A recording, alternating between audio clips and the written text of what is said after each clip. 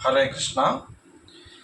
బ్రాహ్మణ క్షత్రియ విషాం శూద్రాణం చ పరంతప కర్మాణి ప్రవిభక్తాని స్వభావ ప్రభవైః గుణైః.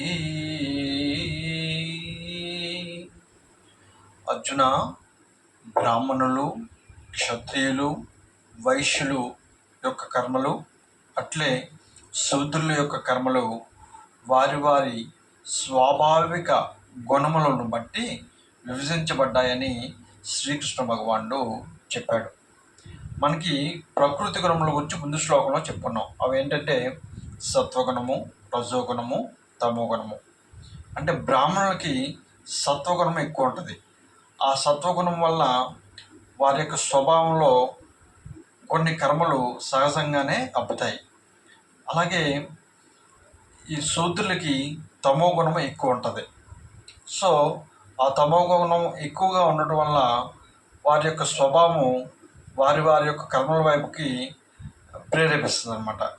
అలాగే క్షత్రియులకి ఏంటంటే రజోగుణం ఎక్కువ ఉంటుంది, తర్వాత సత్వగుణము దాని తర్వాత ఉంటుంది, తమో గుణం దాని తర్వాత ఉంటుంది. ఈ క్షత్రియుల యొక్క స్వాభావిక కర్మలు ఎలా ఉంటాయంటే అవి తర్వాత శ్లోకంలో చెప్పుకుందాం. అంటే వారి వారి యొక్క కర్మల వైపుకి అవి ప్రేరేపిస్తాయి అన్నమాట, ఈ గుణాలు, వారి యొక్క స్వాభావిక కర్మలు.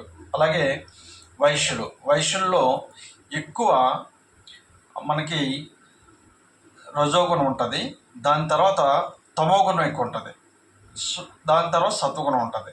అంటే ఈ గుణాలను బట్టి స్వాభావికం ఏర్పడుతుంది. ఈ స్వభావాన్ని బట్టి వారి వారి కర్మలు వాళ్ళు చేస్తూ ఉంటారు అన్నమాట.